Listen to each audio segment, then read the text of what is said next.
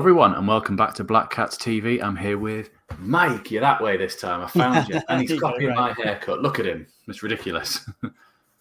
I can't grow hair. He can't grow a beard. So we're at the same sort of level. A bit of a off-the-cuff sort of video from us. Obviously, you've probably seen the news from just the other day that we've agreed, or Sunderland have agreed, to let or sell Thomas Watson in the summer to Brighton and Hove Albion.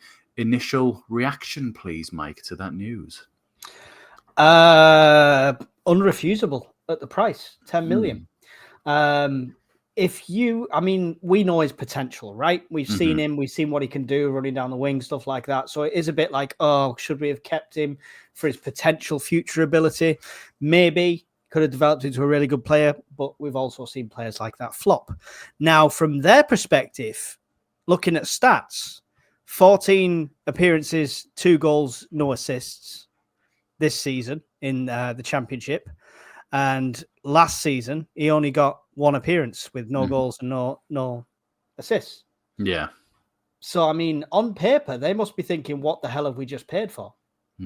Yeah, I think they've obviously, anyone who knows anything about Premier League football and Brighton at the minute they know how to pick a player that they can bring on, develop, and then sell on for an absolute load of money. Well, that's what we've just done, which he cost us nothing, right? Yeah, he's from the area, isn't he? I assume, and he's a Sunderland youth to the under-18s, to the under-21s, and then obviously to the full club. All that since 2021, and then going to Brighton for next season. And 12 million euros, 10 million pounds, whatever you want to look at it. But my worry is this is the little cork that's holding the ship up, and then all the floodgates open because we'll lose all the others. Yeah, that's the worry. But I think this one, if you remember, everyone cast your mind back to deadline day of the January window just gone, where we were doing our live stream, and the biggest story at the time was Tommy Watson was on his way down to Brighton, and the rumours of Sammy Adingra coming on loan to us for the rest of the season was the swap clause. And as it turned out, that deal never materialized, but I can't remember why or why it fell apart there. But obviously Brighton have retained that interest and just sort of decided, well, let's just get this done, and we want him, we're willing to pay this money for him. And obviously we've added ourselves in a nice little sell-on percentage, it seems, which is a very smart thing for us to do. I think we did the same thing with Clark at Ipswich, and that might come good if he has a good year next year. He has started to play a bit more for Ipswich, I've noticed recently. But going back to Watson, Brighton know how to pick players. Their scouting network is almost irrefutable at this point. Every player they get in for a couple of million to replace someone they just sell to Chelsea for 100 million is somehow better than what they just got rid of. And they just keep churning them out. And so obviously them eyeing up Watson is exactly what they're thinking again of their left side. They're probably looking at him behind Mitoma. Is their left-sided player who might be on the way out.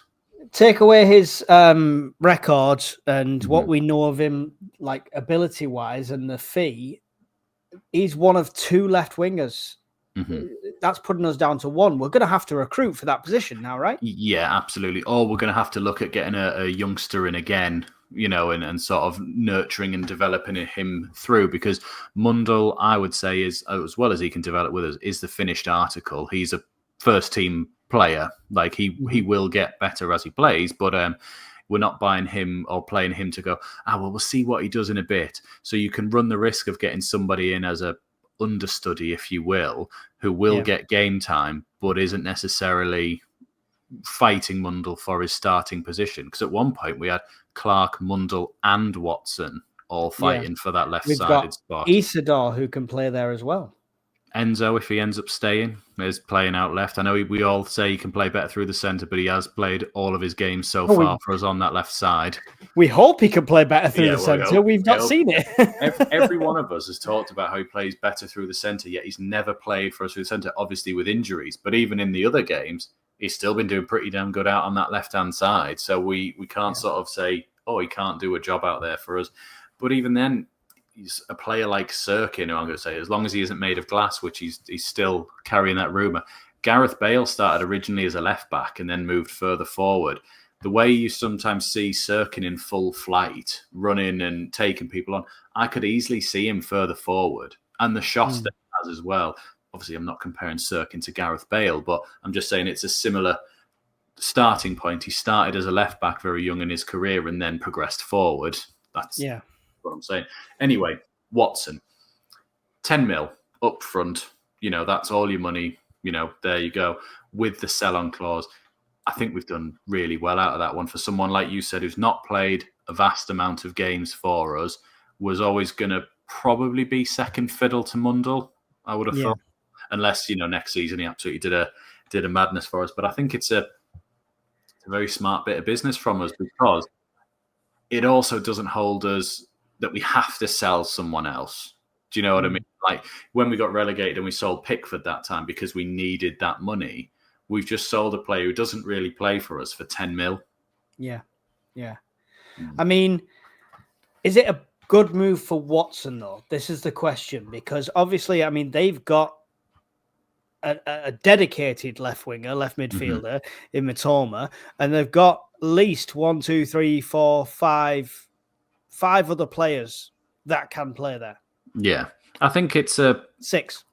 It's a smart move in terms of what Brighton do.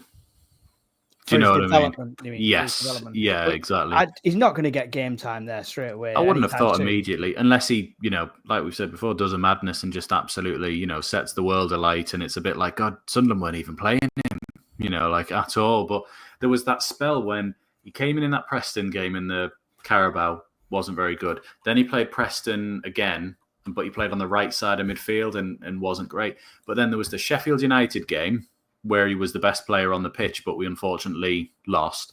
Then there was the Bristol City game. Stoke City game, where he scored both goals for us. And then there was the Bristol City game where unfortunately he got injured. And that's kind of all we've seen from him so far.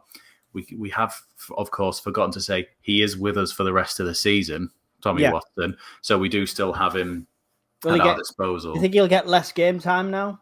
We don't need to put him on the shelf anymore. We need to start getting other people in there. Do you think? Potentially. I would be using him on the bench, if nothing else. Yeah, it would probably really irk Mundle, who's already irked from penalties, to just think, are you being dropped for someone who's doing one at the end of the season? But I definitely think he's still got something different to offer, which is, raw pace and talent at the moment, where you're sort of sitting there going, what do we need to unlock this team? Let's try something different. And if we can get that Watson that was in those 2.5 games out of the 5 or 6 that he's played for us, that's what's going to be really good for us in the running.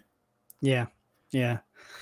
But, that's the one I thought of anyway. I mean, I think it's a good deal for us. I mean, I'd love to know what everyone thought in the comments. I will say I've got 2 things to read out. So Watson did put out a statement, I guess, or a goodbye message on his Instagram, which Mike will put on screen for you now, but I will read in my very broken English, so bear with me a second.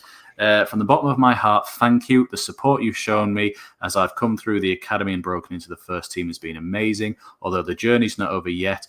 As the news of my move breaks, I wanted to come on here and express my massive thank you to everyone along the way. We've still got one massive push till the end of the season and goals to achieve. I'll give my all to the team to make sure we do everything we can to reach them.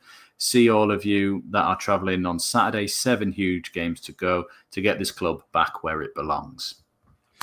He's going to he's going to be one of those that's always going to be a Sunderland fan, right? He's been brought up in the area. I think so. But the thing that's interesting as well is I believe Ian Hart was his agent, who obviously was Jack Clark's agent. Now, Ian Hart commented on this. I've just spotted actually as well. So would you like me to read what Ian Hart said as well? Did he say, "Oh, a lovely bit of commission"? Yeah, no, not quite. He said, "Congratulations, Tommy. Delighted for you. Gutted we won't be seeing you as much, but a fantastic move. Don't worry about some of the fickle fans. They are the experts, not. There is a reason why you play professional football and they sit in the stands. Going to miss you guys." Now, I think he's on a wind-up. Yeah, don't slate the fans. Don't slate the fans. It's never a good move. No, exactly. Quick question for you. We go up, Ipswich gets relegated. Do we get Jack Clark back?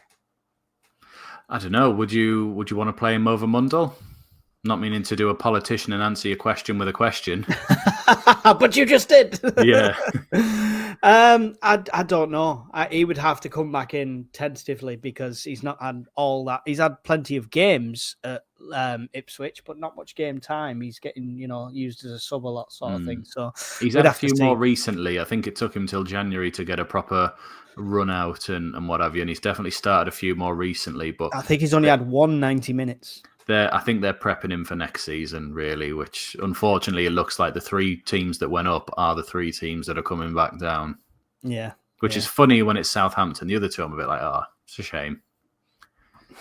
Cool. But yeah, that's the one significant bit of transfer news that has obviously broken in the last couple of days. So please do get your thoughts and opinions in the chat. How far do you think Tommy Watson will go? How much do you think he's going to play the rest of the season, and can he contribute for us? So, and will the 10 million disappear into the abyss? Will it go into the Ross Stewart black hole of finances? Or will we use it to buy Amad Diallo? No, I'm joking. We're not doing that. So, Mike, do you want to say your goodbyes to the millions of people who are watching? Yes, thank you for tuning in once again to another video. Really do appreciate every single one of you. Smash the like button if it's not too much trouble. Subscribe if you're new. Hit the bell notification so you don't miss our next video. And I will see you in a live stream soon. Yep, thank you for that there. I think we've got a preview coming out later this week. And like I say, Mike's doing a live stream about 12:15 on Saturday, ready for the big game down at the Hawthorns. So tune in for both of those and we'll see you all later on. Bye-bye now.